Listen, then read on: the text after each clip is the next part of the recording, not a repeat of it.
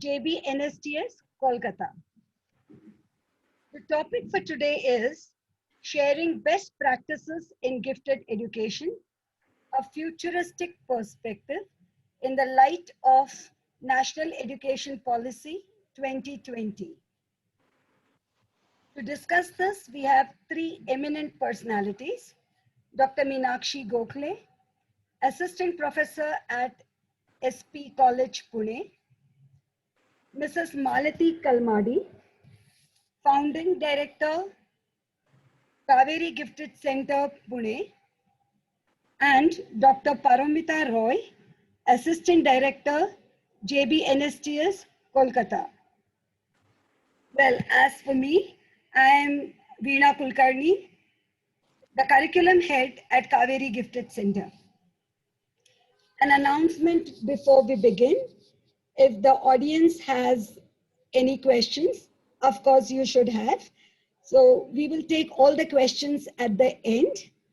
And in case you want to direct your question to a particular speaker, just put the name and then the question in the chat box so that we can collate all the questions and discuss them at the end of all the sessions.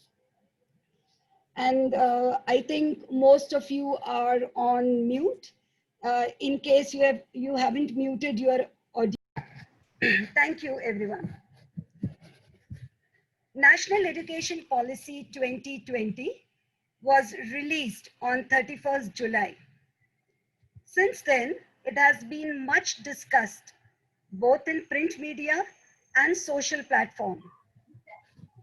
What is significant about NEP 2020 is the stress on equitable and inclusive education. Now, generally speaking, when we use the term inclusive education, it is used to encompass children with disabilities and remediation. However, NEP 2020 specifically acknowledges the need for gifted education. You will find a mention of this in para 4.43 of the NEP document. Also, for the first time, Ministry of Education has decided to give due importance to suggestions or opinions of school leaders and teachers in policy implementation.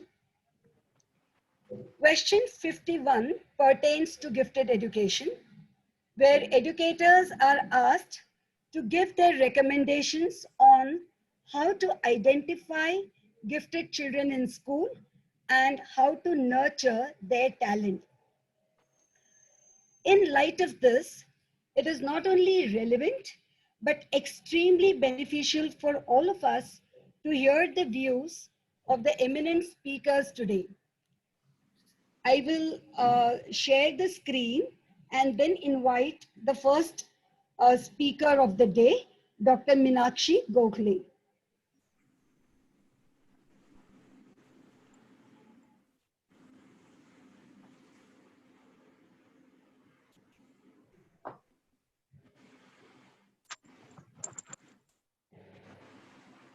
So, Dr. Gokhale, if you would just give me a minute to introduce you. yes. Dr. Meenakshi Gokhale has a doctorate in psychological assessment and has co-authored a book on the same topic. She is a supervisory psychologist, Mensa India East Zone. Being a Mensa herself, Dr. Gokhale has a deep insight in the needs of the gifted. I request Dr. Gokhale to take over, please. Thank you, ma'am. So we have a kind of a slide set up for this, and what is giftedness and how do we assess giftedness? First, a small kind of overview of how the NEP is changing. We are used to having 4 years of 5 years of primary education, then there's middle school, high school, and junior college, senior college. This is being shifted completely, and at the preschool or the lower primary school level, a focus on education in mother tongue is there. In giftedness, this would definitely have an impact, because studies do show that when you are learning in your mother tongue, you're able to think more creatively, or the concepts are more clearer. But, and therefore we would also have to keep in mind how this policy would be affecting identification of giftedness and beyond. uh, Ma'am, to the next slide, please. Yeah. So schools in today's setup are usually, we have general schools catering to most of the populations, where you have private schools, semi-aided schools, fully aided schools, government schools, etc. There are quite a few special schools wherein you have schools for children with special needs, Sainik schools and other schools, and schools for slow learners, special children, and children with lower intelligences and disabilities. Over the years, the government has been introducing Navodaya Vidyalayas, which have been focusing on not exactly gifted education, but giving more inputs to the students and trying to enrich a student's educational experience. Gnan Prabodhini School for Gifted was started in 1969, and we have, yeah, you can go to the next slide. Yeah. So actually, I tried to make an overview of what was gifted education in India, and I realized that Paromita ma'am has actually done a wonderful overview of how gifted education is there in India, because yes, it was practically non-existent as a separate gifted education part. Gnan Prabodhini School for Gifted Students was started in 1969, wherein a lot of inputs were given for boys to begin with, and later on girls were added after identifying these students from teachers and other people. Through Mensa, Tribal Mensa Nurturing Program is a huge success in identifying tribal students, students from tribal areas, and nurturing them, mentoring them, and aiding them into their higher education, getting them into the, let us say, mainstream. I also realized that NIAS Bangalore has initiated this education for gifted and talented aspect, where they're running a prodigy program as such, and that I found is very good and important in today's world, and it has a pan-India access, let us say. And Kaveri Gifted Education in Pune is also our main center, also helping out in this particular field. You could go to the next slide. For us to understand what do you mean by giftedness, we have to kind of say that statistically, we presume that our population is divided into various sectors. The middle 34 and 34% are the normal, not normal, let us say average people with an average intelligence, where on your IQ scores are scoring between 85 to 110 IQ and so on. The side on the negative, on the lower side, on the left hand side, are the below average students that we now in psychology classified as intellectually disabled. Their intelligence level is lower than 85, and above the 1% are the intellectually superior, that is 13.6%, around 15% are the intellectually superior, out of which 2% are the top 2% are identified as gifted students. Now, how do we identify this? One part is through the various, if we want to use this particular chart, we have to use standardized psychological intelligence tests, and then on that basis, we could classify the children in this part. But to see an idea, around 70% of the population is always is usually average, and around 15% are above average, 15% are below average. uh, Next slide, please. So what exactly is meant by giftedness?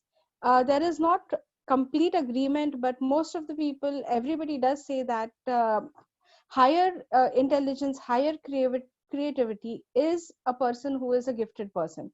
Usually gifted children, we also can call them as special needs children, because they function differently in a neuropsychological manner. Just we could call them as neuroatypical children, because they require a very different level of cognitive stimulation. The stimulation that is given for the average child is sometimes very boring for the gifted child, and they get bored easily in class. So very often these gifted children are the troublemakers in a class, who finish off their classwork very early and then start goofing off and disturbing their classmates. And therefore we need to identify their needs and help them to learn more efficiently and function more uh, better as such. So Morlock and Renzulli have given some definitions of giftedness, and they're focusing on these aspects and keeping in mind that yes, they're above average intelligence, and they learn in a different way. And because of this difference in cognitive requirement of cognitive stimulation, there is a potential risk for social and emotional development. We could go to the next slide. So uh, yes, so the concept of giftedness, as we would talk about in the Indian setup, at Gyan Prabodhini, what we have conceptualized giftedness as is somebody who's scoring high on a standardized intelligence test. Along with that, we are also focusing on behavioral cues, certain behaviors, problem solving methodologies, and other observations also.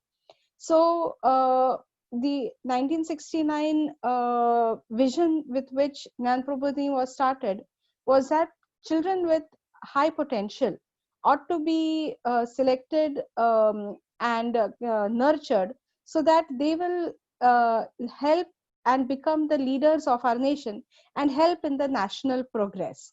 So what we have said is that there should be high intelligence along with creativity, and along with having a commitment for a social cause, doing something for the betterment of society, for the betterment of uh, the individual, and for the betterment of the country.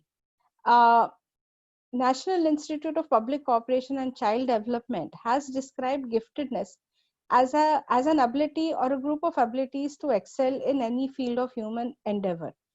Now, giftedness is not just intelligence or not just creativity. Giftedness can be in different ways, can be expressed in different ways. We could say that Howard Gardner's theory of multiple intelligences could say that we could have giftedness in different intelligences as such. So, a person who would be scoring high on an intelligence test need not necessarily be a good academic, have a good academic achievement. This individual, it would depend on his interests, on what he wants to do. And some gifted students could also have learning disabilities, is what has been noted. Therefore, the outcome or the academic writing is where the problems could lie.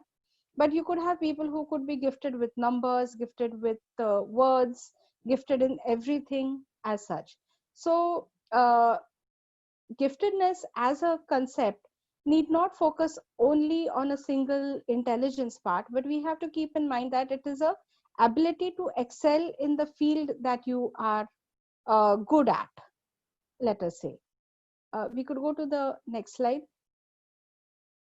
So when you're a gifted child, where all can we try and focus on developing the growth of a child? First of all, we have to help the gifted child with sensitivity to the internal and external stimuli. Internal stimuli are what I am thinking, what I am feeling, what I am understanding. Uh, Very often, this kind of comes to mindfulness. Very often, if I'm not paying attention to how I'm feeling, I might overwork myself. I might not push myself hard enough. I might be lazy. I might not pay attention to what I'm doing, and therefore not excel in my performance. I should also pay importance to the external stimuli, that is, my interaction with my environment, living as well as non-living.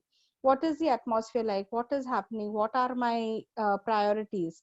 As a child, in gifted children, let us say, or in any child, usually we are not, they're very centric, where they're very focused on what is good for them. As they grow older, as they have interactions with further friends and families and peers and other colleagues, they are able to learn and understand how to interact with the environment, how to respond to that, how to adapt to the different situations, how to assimilate what is kind of learned as such. And keeping all of this in mind, then a gifted child can develop in different ways. So once the child is understanding where the potential is best, and this is where the nurturance part can help out, is how it could go ahead. Beyond assimilation, we could have the growth, the becoming aspect of it, where innovative after you have really developed and reached your growth. Yeah. So we will just go to the next slide, which is talking about screening and how we could identify a gifted child. Now, apart from psychological tests, the next slide is actually focusing on what are the different tests. But a standardized psychological test is what is treated as one of the main screening indicators. A psychological test for Mensa, we have standardized IQ tests which tell us, or which indicate to us, that what is the IQ level and whether the person is eligible for Mensa or not. And people eligible for Mensa would be thought to be as gifted individuals. Now, we could have intelligence tests which would be individual in nature or group in nature. Group tests would be administered in a classroom type setting, and individual tests would be administered to individual students. In a group test could be administered individually, or we could have an individual test wherein you would be having um, performance tests, as well as verbal, and as well as trying to get information about other tests, other cognitive abilities. So this is one method of doing it. Another important part is trying to understand the observable or the behavioral indicators. So when if you would like to identify a gifted child, it would always be best to maybe screen through your group testing, and then come to certain behavioral and observable indicators and identify them through some of these indicators through either standardized assessments where they are possible, and observing the child doing the test, solving the work. For example, some of the observable indicators are speedy and accurate grasping. When I give my test instructions, how quickly is the child understanding what I'm saying, and how often do I need to repeat myself? A gifted child would often understand what I'm saying immediately. But if a child is making mistakes, then the child is not paying attention enough to what I'm saying. They're just kind of getting a gist of what is being said, making their own conclusions, and this could cause problems. Uh, another indicator is your crystal clear memory, sharp memory. So they would have a very good memory, and gifted students might often reach up to your digit span, or you have certain memory let us say memory span tests, where we ask them to repeat certain numbers behind us, from ranging from 3 to 9. And as we are aware of, short term memory is approximately 7 um, units. A gifted child would often be able to recall the 9 units more easily than others.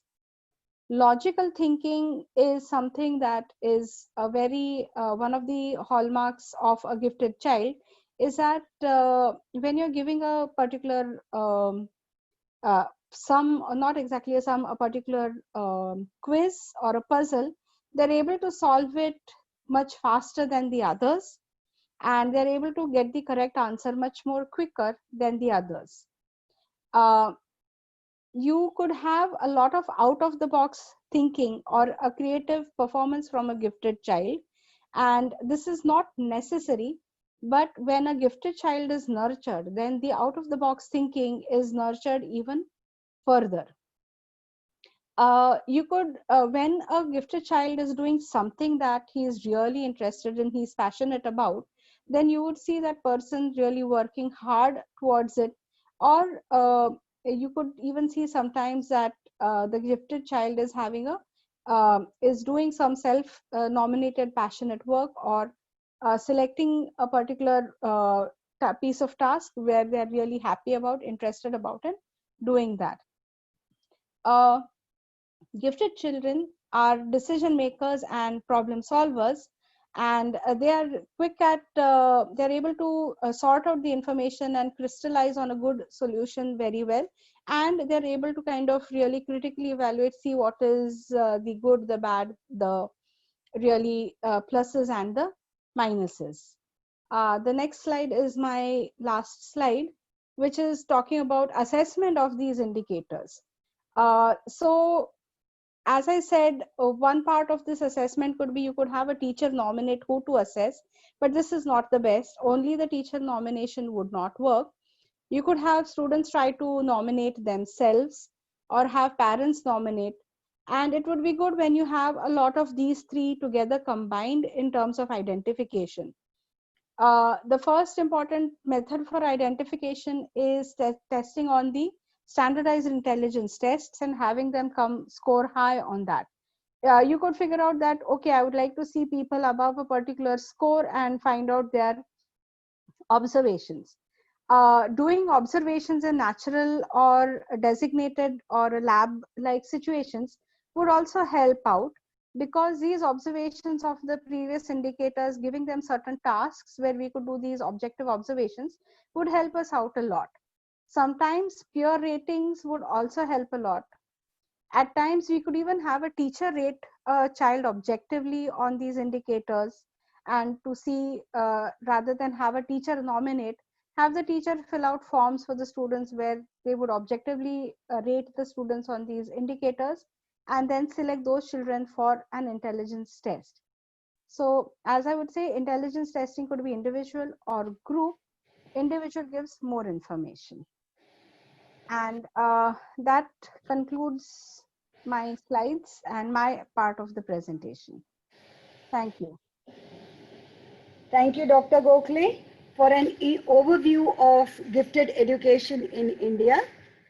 Your talk will definitely help the audience understand the concept of giftedness, the needs of a gifted child, and also uh, it will help a classroom teacher to understand the pointers to identify a gifted child in a class. Also, you have given a holistic method of gifted assessment at the end. Any questions pertaining to this, we will take at the end of the talk. Yes, ma'am. Thank you so Thank you. much.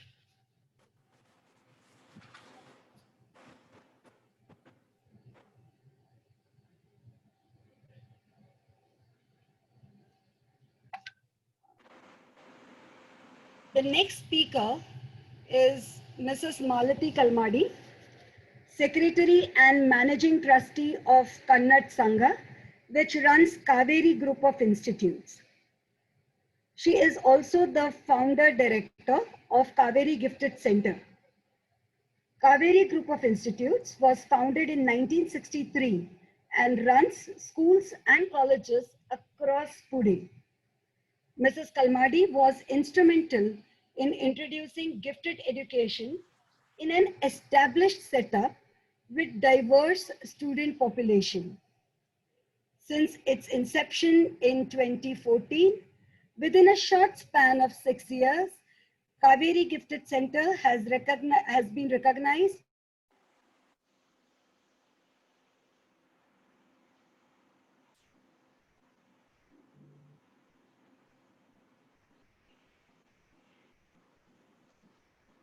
I think there is a time lag, so we'll just go ahead. Mrs. Kalmadi's topic is on schools, students, and teachers, best practices in schools. So, Mrs. Kalmadi, can you just start your session? Yeah, but she's supposed to show I me will the show slide. that. Yeah, I will show that slide. Just give me a minute, but you can start. Yeah, Veena is there. She's starting. I think Veena is back. Yeah. This is the problem with technology. Sorry. Yeah.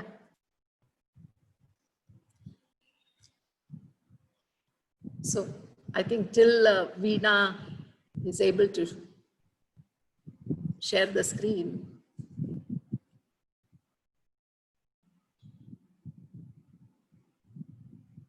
Okay. Yeah, Maltita, you can begin. She will. Yeah. Yeah. So today we have actually gathered here to talk about NEP and the gifted education. Today, I would like to share with you about establishing the gifted education in an inclusive setup in a traditional school which is already in existence. What was our journey and how we went about it. So the National Education Policy, let us look at what it is actually focusing on. It is talking about support of students with singular interests and talents. So far, what have we been doing in our institutes is a question which I would like to ask each one of us. If we look at our general school curriculum, it aims at average ability learners. Even our B.Ed colleges emphasize on focusing on the learner with average ability. Our major concern, attention, and empathy is with children who are struggling or have less ability. So there are only two people whom we are all prepared, right, even in our B.Ed institutes to handle, and that is the average learner, ability learner, and the less ability is what we are focusing on. Our major concern, attention, and empathy is with children who are struggling or have less ability. Whereas children with high ability have been receiving no special education or attention so far. When I say special attention, it is not their participation in competitions or in Olympiads, etc. But are we designing differentiated learning instructions to support the interests and talents? So what does this differentiated mean? It means continuous progress and extension of their learnings. More than support, I would say, engaging these students in learning opportunities that are challenging. So we asked ourselves, are we doing that? And we realized that our focus was not on children with high ability. And today, this is where I would like to share with you some of the practices which we have undertaken. Our schools, as Veena just now said, where it was established in 1963, but it was only in 2009 that we actually realized that we were not doing much for the gifted. We began our journey by identifying these children with high ability in the 5th standard with the help of checklists that our previous speaker, Mrs. Gokhale, spoke about. So we used only a few checklists in the beginning without using any identification tools. That is how we began, by teacher nomination, parent nomination, and we started our journey that way. Later on, only in 2014, that we started in a very systematic way, identifying these children with tools, which our previous speaker, Ms. Meenakshi Gokhale, just now shared with you. And we realized that these children, we started working with their cognition domains along with socio-emotional domains. NEP does not focus on other domains. But I recommend that the NEP needs to look at the other domains like socio-emotional, physical, and spiritual domains of the gifted child. Now you must be wondering how we actually started, how we kick-started this program and moved from a traditional setup of more rote learning into more engaging of these children. It is always easy to start a gifted program in a new school, but in order to start a gifted program in an established school is what I would be sharing today. I happen to be the managing trustee of Kannada Sangha that runs the Kaveri group of institutes. And when I realized that these children need to be taken care of, I approached the board of trustees with the concept of nurturing the children with high ability and how it would translate into a sincere effort towards the growth of in the field of nation building. After gaining the support of the management, the first thing which we did was we met the principals and shared our vision, and we conducted a leadership module for the principals. For deeper penetration of the concept and the vision, we conducted in-service training for all teachers at the Kaveri, right from kindergarten to 12th. You must be wondering why we had these in-service training for teachers right from kindergarten when we are identifying these children only in the 5th standard. It was so because we realized that the pre-primary and the primary teachers need to understand the behavior of the children so that we prevent them from being labeled as maybe introverts or ADHD. So that is why we created this awareness amongst the teachers. We not only conducted training for teachers, but if you see, we also conducted trainings for our counselors so that they would be able to handle the socio-emotional being of the children who are with high ability. The NEP has included critical thinking, inquiry, an integrated approach, creative thinking, which we all understand as higher order thinking skills. And some of it, Meenakshi Gokhale has just now shared with you that the hallmark is logical thinking, out of the box thinking, and all such things. So it is true that we also realized that these children need that support so that they are able to face any challenging opportunities. By doing this, we elevated the level of the learning experiences in our school. It has also led to an increase in providing opportunities to towards innovation and task commitment. So if you see here, we handled the management and the school leaders, the teachers, the counselors, and the ones who benefited was the gifted students, and of course, along with them, the parents. So these were the community which actually helped in starting the gifted program. Veena, next slide.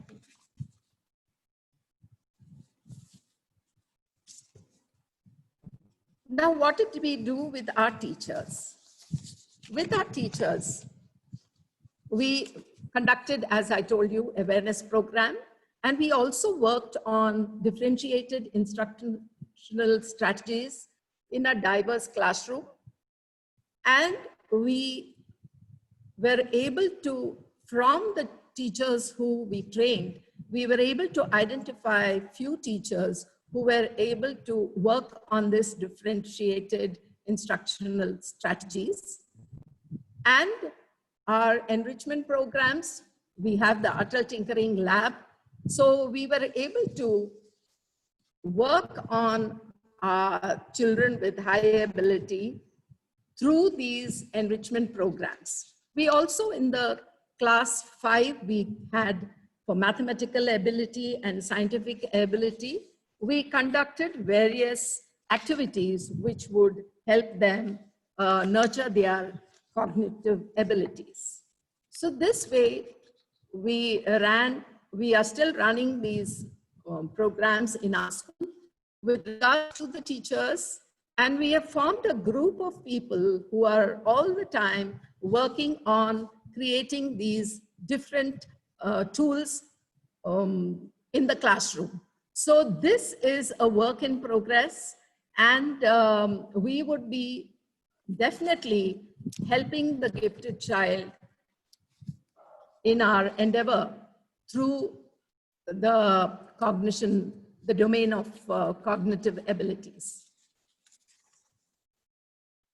Veena, next slide, please. So now with regards to the gifted students, how are these gifted students benefiting?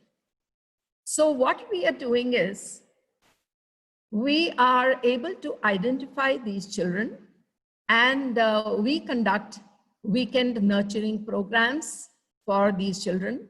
After school also we have some programs, and we also conduct residential camps wherein we mix these, in this residential camps, we mix the underprivileged children with our urban children, and we have created a center in the school called Katta. In Marathi, Katta is an informal space, and this space is where children have the freedom, an informal space where friends meet. And here they are able to use their freedom judiciously. They learn to make choices, discuss with their peers and adults all their concerns, their new projects. And here, an adult is present only to ensure safety, but not to judge or to discipline the children. So this is the sort of a space this Katta has been created, and the children are given the opportunity to make very good choices, so that even if they have to miss some class, then they are able to explain as to logically as to why they are missing that class. So it is not so much of emotion here, but a sort of developing their logical reasoning when they come out of their classrooms to come into the space called Katta. Now, we have, as I told you, after school activities. These after school activities are basically to help them understand themselves and their abilities. So here we lay a lot of stress on collaboration, teamwork, and responsibility towards self and others. We have also, in the classes we conduct in the maths lab and in the science labs, we have various activities, and this is stressed in the new national education policy. They talk about how do you develop the mathematical thinking and the scientific temper in students. But we were able to do that in our maths labs and in our science laboratories. Our children even go to the libraries and ATL. I must share with you, due to this, I'm very happy that the central government has started the Atal Tinkering Labs. These Atal Tinkering Labs are opportunities and spaces for our gifted children to actually see a product which was created by through their innovative thinking, through their creative thinking. So far in India, we did not give our school children this opportunity. It was usually with the higher education.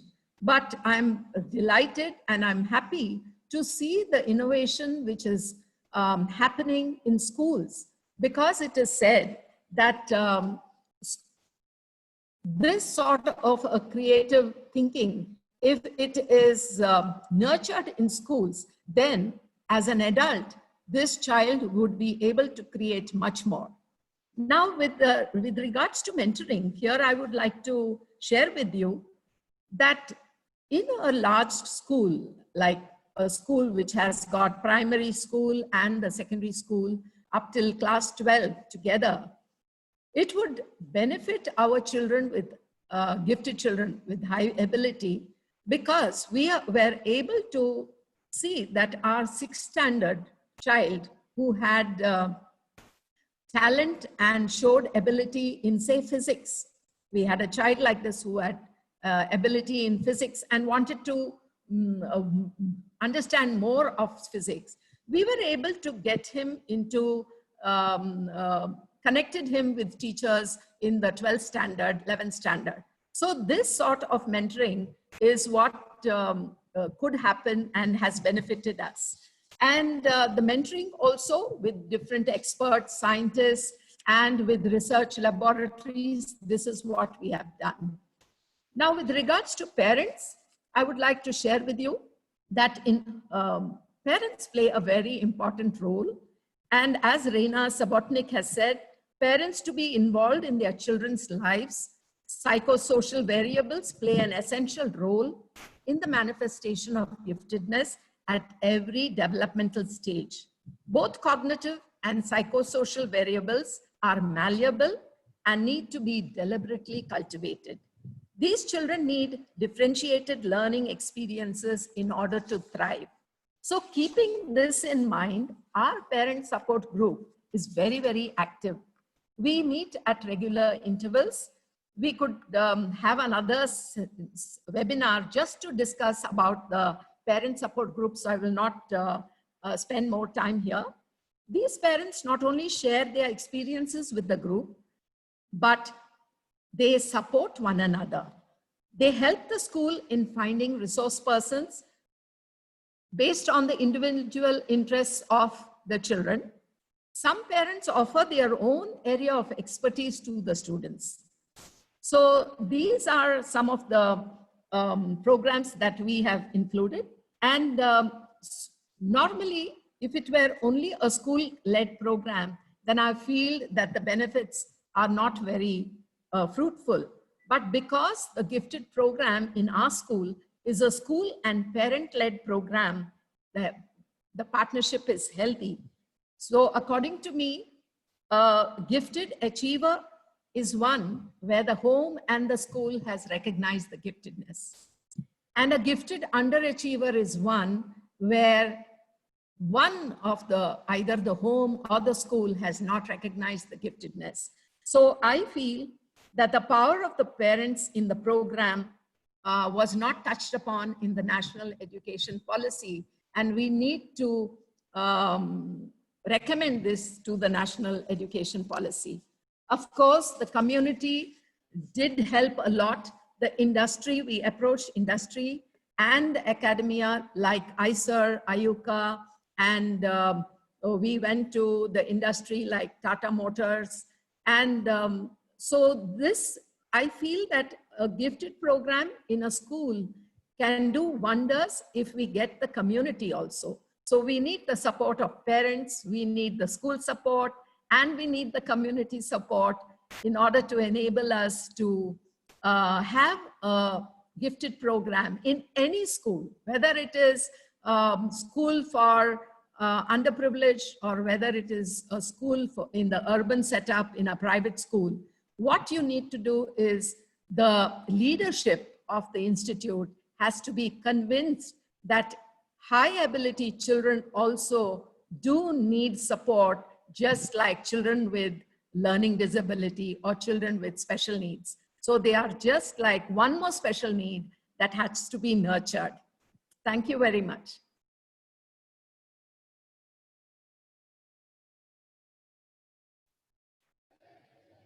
Yeah.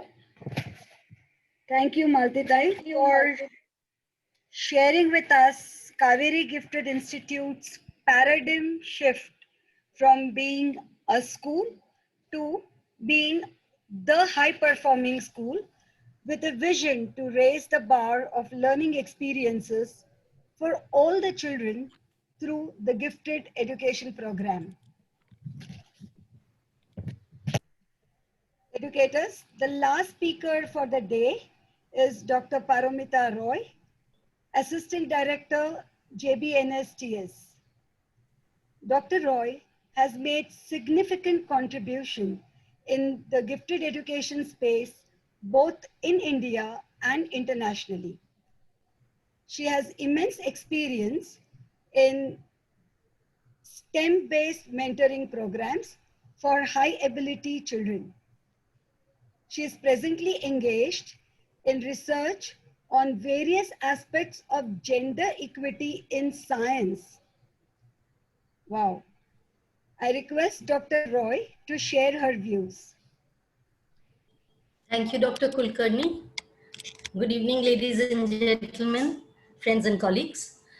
Uh, I'm taking this webinar from Kolkata, where I work and I live, and I would like to talk today about three key concepts of handholding, networking, and resource sharing.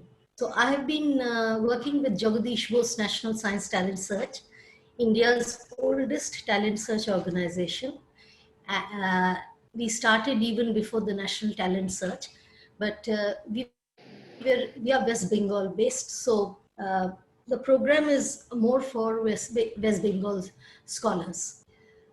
So I wanted to first comment on what Malti and Meenakshi have mentioned before me.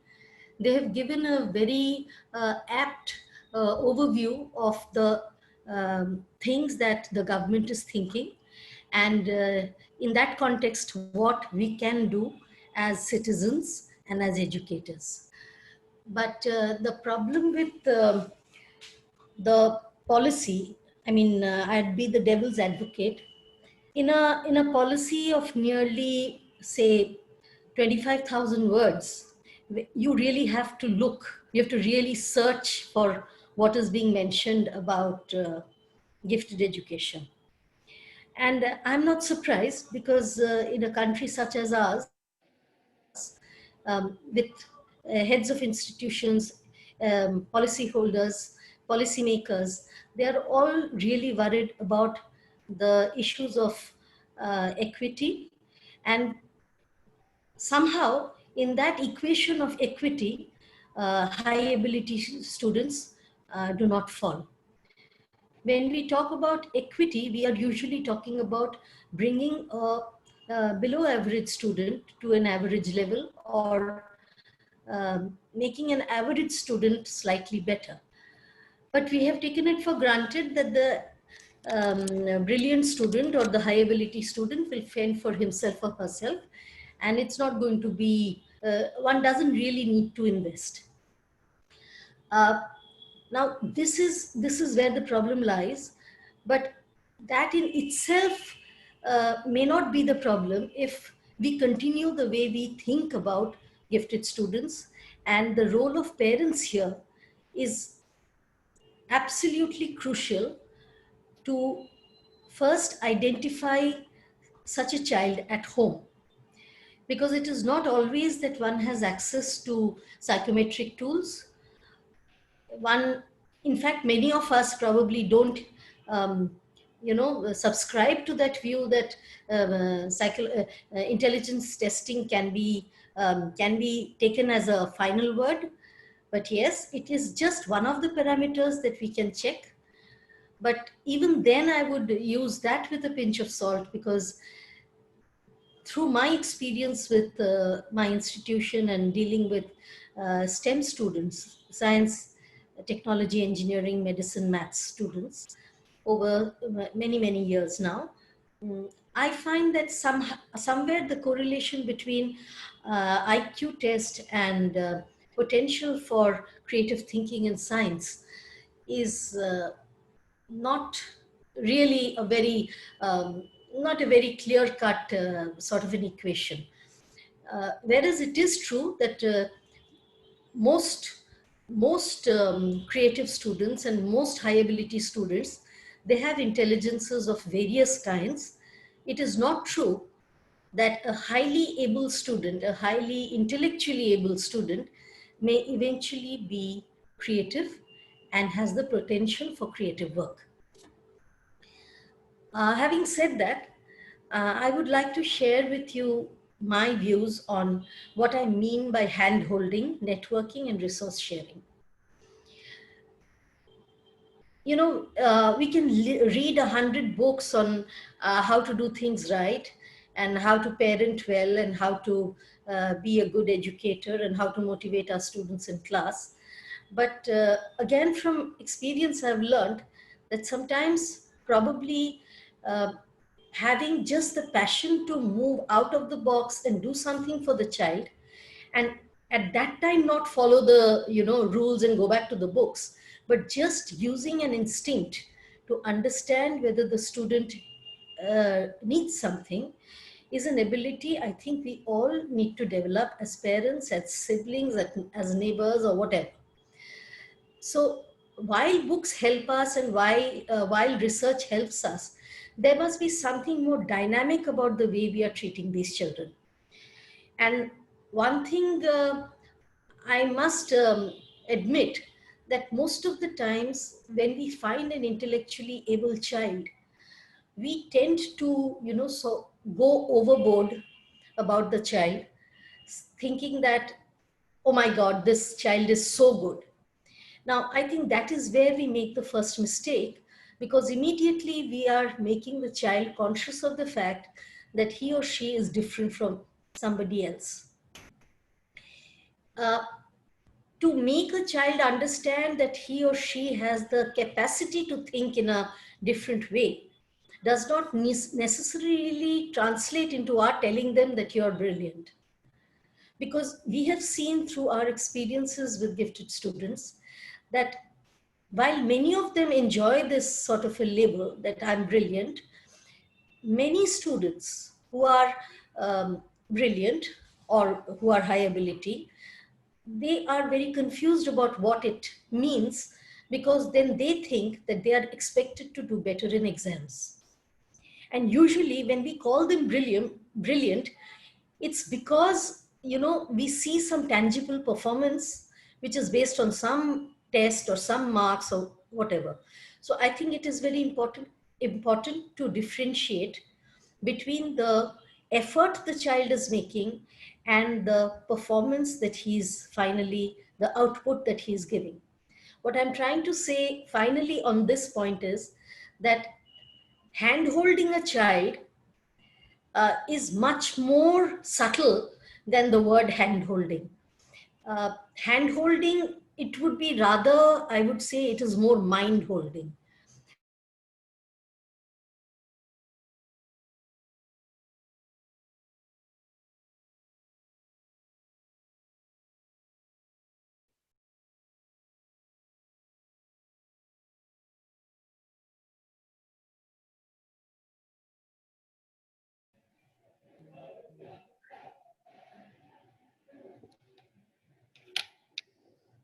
Is Paramita having a Yeah, network problem, I yeah. think? So Yeah. what we can do in the meanwhile is we can take a few questions. Yeah. So, so there's this question on how we use differentiated instructions in large classrooms. It's aimed to Malti ma'am, if you could answer. Yeah, what is it, Veena? How do you use differentiated instructions in large classrooms? Yeah. So what we have done is we have created activities for our children. And these activities we conducted in the maths lab and in the science lab. And we are able to take Paramitas here. We are able to take them through it. But of course, at the end, when we took the review meeting, the teachers have expressed that it is a little bit challenging for them to handle the gifted in the regular classroom altogether, because the classroom size is very large. It is 40. So we are re-looking at how we could be able to give this differentiated learning. But I'm sure with the new concept of what the government has been talking about, the project-based learning, that would surely help in the differentiated learning, because that will definitely help these children take care of challenging their abilities and their talents. So this is how we have the differentiated learning. Yeah, Yeah, Parvati. thank you, ma'am. I think, Madam Mukherjee, this answers your question. Since Dr. Roy is back with us, I would request her to continue. I'm sorry, this is getting to be quite a pain. Okay, so let me give you an example. We have students coming to us who are at different age groups. They belong to, they are either high school students, or they're middle school students, or they are even college graduates who are now going on for further studies. And what surprises me is that however bright they are, however creative they are, somewhere they seem to need that mentoring. They seem to need it in a very quiet and subtle way. They don't want to be told that, you're a good student and this is what you need to do and I'm going to sort it out for you. But at the same time, it's not that they don't need us. That is what I feel, because over the years I have seen is that when we have from our institute, when we have deliberately let them be on themselves and figure out what they really want to do, they have taken their time, and off and on they've come back to us trying to sound their ideas with us. And just let me give you an example. During the pandemic, I reached out to nearly 600 students who are our scholars. And I did focus group meetings with all these students, and they were of different age groups. We did one with just girls, we did one with just urban girls, and then rural girls, and all that. And the kind of response that I got was overwhelming, because everybody came onto the meeting as if they were looking for some kind of a general solution to all the common problems that we are all having. Having said that, had I told them, had I asked them that, do you have a problem, tell me, they would not have probably told. Because that is another thing with high ability students. They just can't admit it to themselves that they are not being able to handle something, because they feel that that will take away their capacity of being a genius. So during this tumultuous times, not just because of the pandemic, but during the students, the change in the students' trajectories that we see every day. And now with this new setup of distance learning and all coming up, I'm sure even parents are quite confused about how to guide their students. So we are all in this major, flux, where we all need to first be a little patient, and our expectations of our children should definitely go through a change. Because if we are going to be expecting the same kind of results and performance that happened even till last year, it's not going to happen, because the definition of ability, the definition of excellence, the definition of critical thinking, it is going to change as the months go by. And future economies are not going to depend on number of marks or number of science projects that they've done. It's simply going to depend more on who has a novel way of looking at new problems. So resource sharing with these students cannot be done unless they are brought into that umbrella of networking. And that networking, like I said when I started my presentation, that one has to think of the most unconventional ways of getting through to students. Because if these are unconventional students, we have to figure out how to be unconventional in approaching them, because we cannot use the same strategies that we use for other students with such students. So they need a different kind of networking, which is both aggressive as well as it gives them the space to find their bearings. So these are all strategies that we are constantly trying. And I'm really not, I'm sorry that I sound a little pessimistic, but the NEP, I do not think, yes, it has recognized it, but there's a lot of distance between the cup and the lip. And I hope, and we will continue, people like us, people like you, who are concerned about this issue. I don't think NEP is going to stop us from doing anything. We will continue to do it, and let's wait and see how things pan out. Of course, we'll be ready with our suggestions if and when they need it. But beyond that, I don't think Kaveri Education Center, Gifted Education Center did not wait for NEP to be enacted. JBNSTS did not wait for NEP or anything to be enacted. We just felt the need of the hour.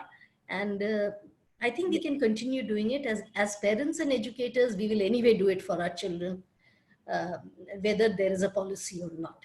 Thank you very much.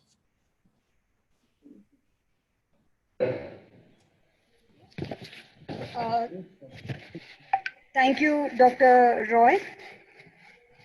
Most of the times, educators assume that the gifted, being good at grasping concepts, can handle themselves. Today, Dr. Roy has underlined the importance of hand-holding and mentoring for the social well-being, social and emotional well-being of a gifted child. So thank you once again. Educators, today we have touched upon formal and non-formal gifted assessment, establishing gifted education in pre-existing schools, and the need for hand-holding and resource sharing for supporting the gifted children in schools or in institutes. We are open to questions. I will just collate the questions for the benefit of the speakers. Dr. Paramita Roy, there's a question here. According to you, are the identification, nurturance, and assessment or evaluation techniques used to identify giftedness beyond academic intelligence? So I think the person wants to ask that how can one assess giftedness beyond academic intelligence? Academic intelligence is just one faculty which gives us an indication that somebody has that brain power to go through the rigors of an academic coursework. But it doesn't say, like Maltitai was saying, it doesn't say whether the student is mentally equipped to take that challenge. It doesn't say whether the student has risk-taking capabilities. It doesn't say whether the child is not suffering from some kind of a superiority or inferiority complex. So there are ways, we must find the ways that we can assess, not just by academic, but by other ways, which we have been doing, Veena. I mean, somebody who has asked this question, if you can think about it, we have been doing this for ages. We have not needed any policy to, decide who is gifted and not. And more often than not, we have actually been able to identify somebody with a gift or a talent, because it's so obvious that that is so different from, he or she is so different from others, his age group. I think, Dr. Roy, the speaker wants to ask how to identify giftedness in other areas like performing arts, liberal arts, apart from the academic intelligence. Just by the sheer passion the child is showing.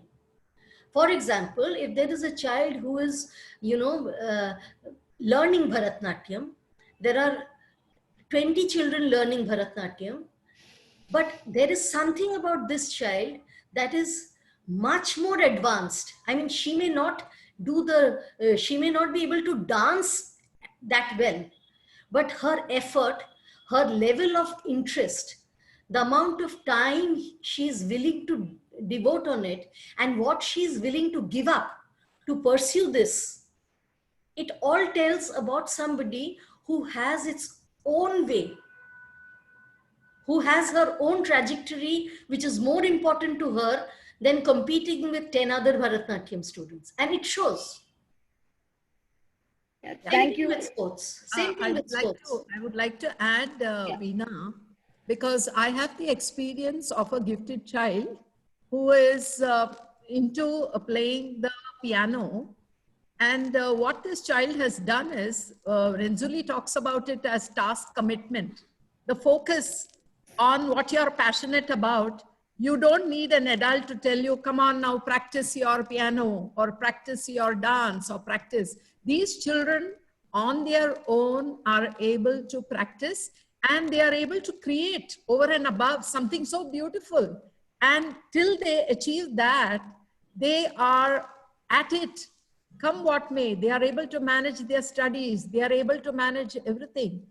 And they are able to do what their hobbies and all this, special time for that. So these types of behavior of these children, which I think Dr. Gokhale spoke about, definitely are indicators, out of the box thinking. Like, for suppose you have a dancer, then she would be able to emote so beautifully. You have a singer, she is able to do fantastic for that age group. So these are small indicators of, even in sports, we see that there are children, whether it is a sport like chess, or whether it is a sport where real physical activity, you see that commitment, of these children, with no adult telling them, you do this or you do that. It comes from within, that intrinsic motivation that we call, that is very obvious in these children, and that has to be nurtured. There, I think that has to be nurtured. And as Dr. Roy just now said, only thing is we should see that this ego doesn't become that I am superhero and all that. So that nurturing is what we call as the socio-emotional nurturing, that our counselors have been trained to handle these children. Because otherwise you will have super bloated egos, and you will have this child going in committing suicide, because what the society is expecting of him, it's not possible for him to achieve it all the time. So this is a word of caution for these children. That is why I say the psychological, emotional, social nurturing of these children is very, very important. Thank you, Dr. Roy and Mrs. Kalmadi. So what I understand is you need not look at formal assessment all the time. There are a lot of pointers which the experts in the area have given. With the help of these pointers, these indicators, we can identify giftedness in different areas. Thank you. Mr. Santosh Sisolekar would like to ask Malti ma'am if KGRC follows measures like acceleration, grade skipping, and curriculum compaction. We don't do that because our education policy does not allow it, although I would have loved to do that. But what happens is we have a format to follow in our education. It's not yet open, but I wish that this does happen.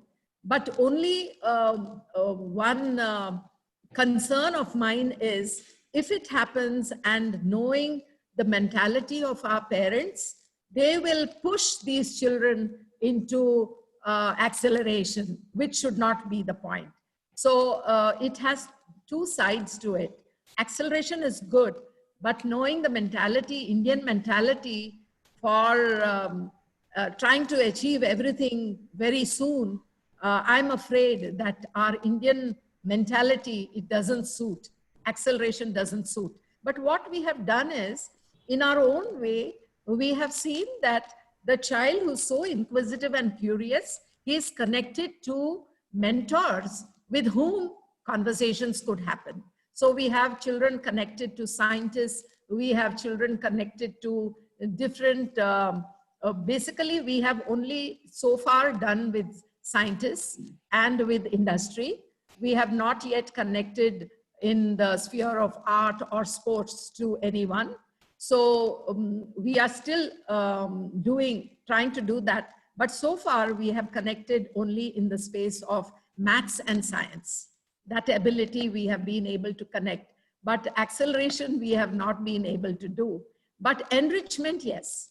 Enrichment activities we have been able to do, so that, you know, we go deep dive into the content, and this child gets a deeper understanding. He goes beyond understanding into creating things because of his depth of knowledge. So that we have done, but we have not done acceleration or compacting. Yeah. Another question, this time from an expert to Mrs. Malti Kalmadi. Could you explain the parent partnership which you spoke about? So this is a big webinar by itself. I don't know whether I should speak. But what has happened is, very recently, I conducted a program in the school called Mindful Parenting Program. It was from the Berkeley Institute of USA. And in that we developed, because I believe that education is not the sole responsibility of the school or the management. There has to be a collaboration and partnership between the home and the school. So we conducted a 2-year research project, which was very, very beneficial, and the report was amazing. And in fact, tomorrow I'm having one such program in one of our schools for Mindful Parenting Program. Till last year, we conducted it for them. But from this year onwards, the parents have conducted parent program for themselves. So this is the power of our parents. And this parent partnership is not encouraged in India as yet, because I don't know for what, there is a sort of a distrust between parents and the school. Teachers do not want to talk to parents about everything. But in our schools, I make it a point that throw it open to our parents, take the strength of our parents into what we are doing, because we have to work together. And this is what we have done in our parent support group. So the parents come and they discuss their children and how they have helped their children. And all the other parents are hearing and are sharing. So one parent is actually sharing what she has done with her daughter, and the other parent is telling that, oh, is it? This works, is it? See, every child is different. Every parenting model is different. But when you put them all together, and of course, one of the Kaveri Gifted team is with them, who actually coordinates and who is able to actually counsel, there is a lot of interaction and a lot of strength from this parent community that the school gets. And I think every school needs to harness this. We have to trust our parents, because the interest of the parent is solely their own child. And whereas in school, we have so many children. So it is always nice to take the support of our parents in all the work that we do. So this is how we have been working. I hope I've answered your question. Thank you, ma'am. Dr. Paramita, Madam Khare would like to ask, actually she claims that NEP is not very clear on gifted education. So could you please explain it? I mean, the stance taken in NEP on gifted education. I think Dr. Paramita Roy, yeah. So, I am back, yeah, so but I'll repeat the question, I think. I could be leaving any moment again. Yeah, so a participant wishes to say that NEP is not very clear on its stance on gifted education. So could you please throw some light on it? NEP cannot afford to be very clear on gifted education. If NEP gets clearer on gifted education, the political clout will fall on flat on its face, because they have to, there is a ratio that they have to figure out who are the people that they really need catering to. And it is absolutely natural that the emphasis will be on disadvantaged people, the emphasis will be on low socioeconomic people. So the emphasis has to be there, and to give that enough emphasis on something equally important has to be sidelined or talked less about. And why I'm saying that I'm not very enthusiastic about the NEP, at least where gifted education is concerned. Otherwise, I think it's quite a decent policy. But if we advocates of gifted education expect too much from this NEP, I think we will be, climbing a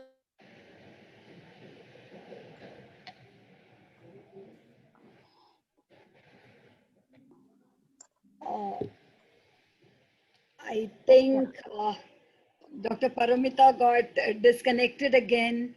And yeah, I could add a bit to what ma'am has been Sure, saying, sure. is that the NEP has a few paragraphs supporting the on how to support gifted children, which are actually saying what we have been saying right now is in the sense is that give them the support them through online, through collaborative learning and other such paragraphs, other such parts as such. So actually the people who are interested in that could see that support for gifted students is given in paragraphs 4.39 to 4.43, 3, yeah. pages 17 and 18 of the NEP, wherein they're talking about how we could give them certain inputs to help children improve their intellectual capacities or engage them in a different way. Thank you, Dr. Gokhale. We Tina? are nearly at the Hello. end of the session. Yeah, Dr. Yukti, I think, wants to share or ask. Yeah, Veena, I would just like to add something to the response to this particular question, which Yes. has come in relation to NEP and gifted. So what Dr. Paramita and Dr. Meenakshi has shared is very valid. Just adding on to that is that, the situation in India has been that we have not even acknowledged the word gifted. And that is how gifted has never, ever, featured in any of our policies, education commissions, or curricular frameworks. So finding this word itself, gifted education, this phrase itself in the policy is something which, proves that we have at least taken a step towards gifted education in terms of education policy. If we look at internationally, countries like UK in the 1990s, they have dedicated complete policy on developing gifted education. And in this whole process of developing a policy and curricular framework for only the gifted children, UK had given this daunting task to one of the psychologists called Anna Kraft. And in the process of making a curricular framework, Anna Kraft had given the idea of, which is called as Little C creativity. It is the operational form of giftedness, we can say, which we can see in education, which is an observable form of characteristics in gifted children. So the other countries have long back taken on this idea of gifted and gifted education in their policies, but we haven't ever written. And Dr. Roy is very right in saying she has already given the reason that why we didn't. Because India, being a developing country, has its own context. We are looking more towards marginalized and the deprived communities rather than. Your video on now, Yukti? So, yeah, sorry. Put Your your video video on, on, we she can't said. see you. Okay, no, that's okay, but you can hear me, no? So I just wanted to share this. Yeah. So I'm saying that, I mean, just acknowledging the idea of gifted education and gifted in the policy is also a remarkable step in the history of educational policy in India. So first, let's celebrate that. And then, of course, there would be a plan of action ahead from the government, and we'll look into that also. I just wanted to add on to this. Thank you so much for giving this opportunity. Educators, Dr. Yukti Sharma is assistant professor at Delhi University in the Department of Education. Thank you, Dr. Yukti. Thank you, Veena. Thanks. Malti ma'am, would you like to say something? No, similar to what Dr. Yukti Sharma just now shared, even for us, you know, when we say gifted, then many people say you feel that every child is gifted. Every child is born with a gift. So immediately, you know, there is a sort of challenge to the word gifted. So in fact, we were also thinking that I myself, whenever I speak to our parents or to teachers, I always tell them, a child being born and sent to us, a child being born on this earth is a gift. And it is this gift which is given to us. So we look at the potential of every child, but even in the potential, there is a variation. There are children with high potential and there are children with low potential. I don't say low, but less potential. But even in that, there is a differentiation. So no child can be equal, but we have to admit that children are different. In fact, why children? In my space, I have seen that even teachers are different. We have had challenges when we conducted training for our teachers. I could not get teachers who would be able to sort of understand what is differentiated instruction. I had such problems. So I can't say that I will not work with them. But we have to see that in order to, so there is, although the NEP talks about giftedness, there is a lot of work that educational institutes, higher education institutes have to do. We have to have training of our staff, in-service training for teachers who are already there, and the new B.Ed colleges, colleges of education, they all have to emphasize on how do you teach these children with high ability. So there is a lot of work to do, but as Dr. Sharma said, I'm happy that at least there is a recognition that there is a community of children who have high ability. So I'm happy with that. Thank you, ma'am. Friends, this is just the second of a series of webinar on gifted education, which our team is organizing. The webinars will be conducted on last Saturday of every month. This was the first part of best practices in gifted education. The second part would be on 26th of September. It would do more with curriculum. Subsequently, we would also have sessions for teacher educators, for parents.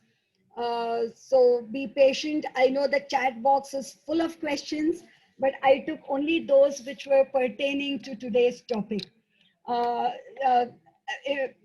As you attend all the webinars from the entire series, you would, I think, get answers to all your questions. To thank all these eminent speakers, Dr. Meenakshi Gokhale, Dr. Paramita Roy and Mrs. Malti Kalmadi for